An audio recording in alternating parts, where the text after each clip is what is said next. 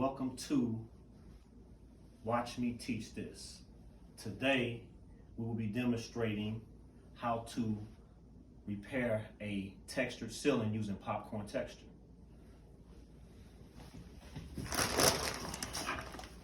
We'll be using medium mix, and this is the area that we will be patching in.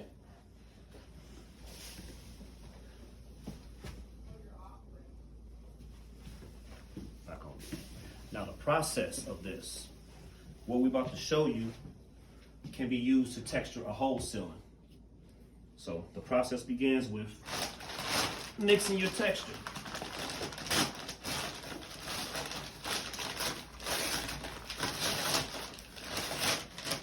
Mixing this texture is fairly easy. What I like to do first will be to pour the amount of water that I need into the bucket to make sure I have no powder clumps.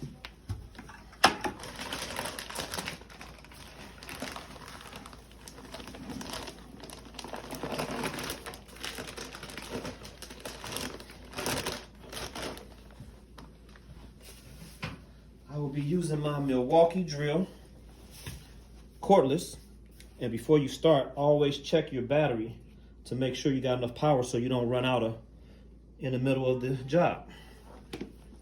You're going to start off real slow. This drill has 2 settings, so I'm going to start off slow so I don't kick up a whole lot of powder into the air. And the consistency that you're looking for would be like the consistency of real creamy peanut butter. You don't want it too thick and you don't want it too loose.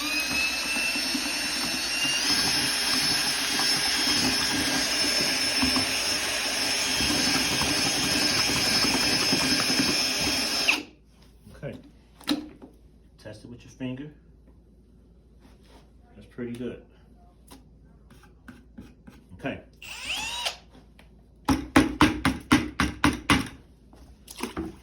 the drill back on it and clean it off pretty good.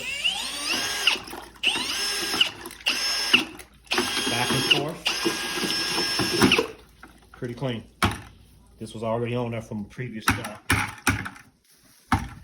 Okay. Now, it is real important to let this texture sit from 5 to 15 minutes before you use it. You can read the directions on the bag too, and it will let you know that. Now, the next part, which is very important, is the taping part of the job. Whenever you tape, you only need to push half the tape down on the wall. The rest of this tape left is to hold the plastic. So a lot of people will tape on the wall and then put another piece of tape, but you can do that, but that's only if your tape is not sticking to the wall, where you put the whole piece of tape on the wall and then come with another piece of tape. But this is the best way to go when you have a wall that the tape is holding pretty good. And this particular plastic is called a painter's plastic. It's pretty inexpensive and it covers a lot of square footage. And it's made especially for painting, texturing, and dust prep, which you can see right here. We're using this for our dust prep. So don't try to use plastic like this. This is the 3 mil poly. You don't really want to use this for texture because it's real expensive. So we're measuring out for what you want to use this plastic for. I normally come up to my mark, and it's very important that you take it all the way to the floor. And then you can cut it.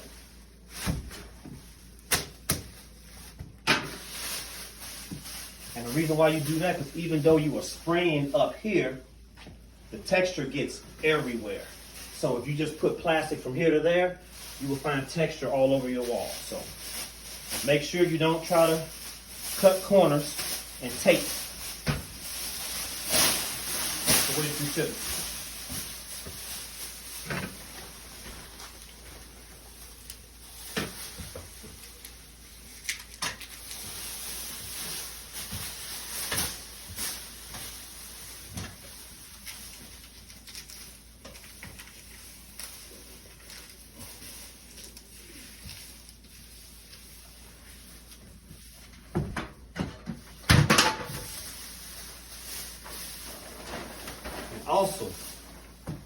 want to use your tape to tape down a few places to make sure the plastic doesn't blow up when you start texturing.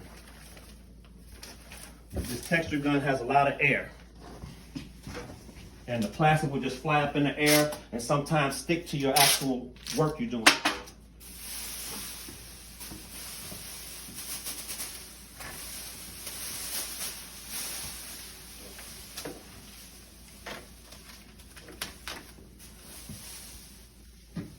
That should be pretty good.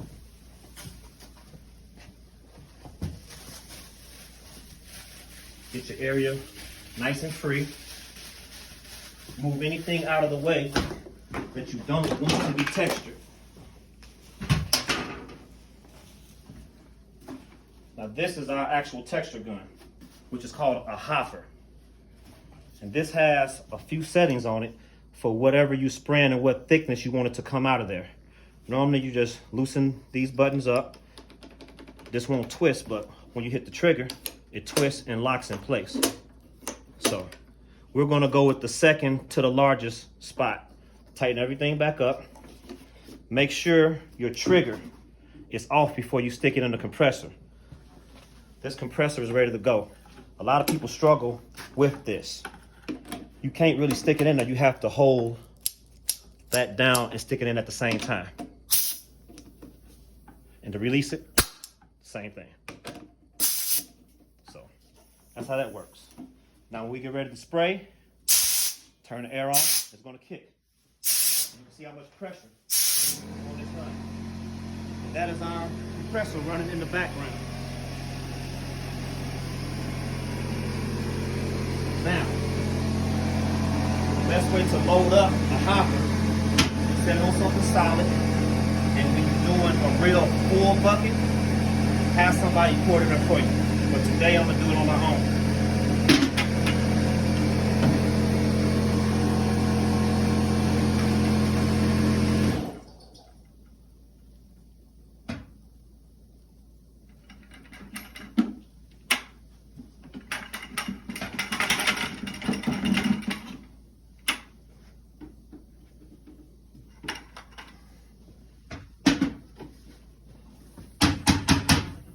Now here comes the easy part.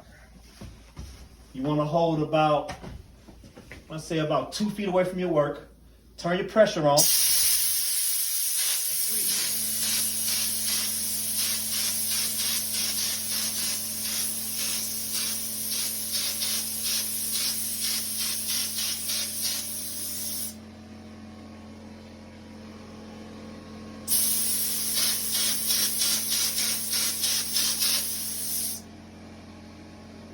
Come from multiple angles and make sure you got everything covered. That looks pretty good.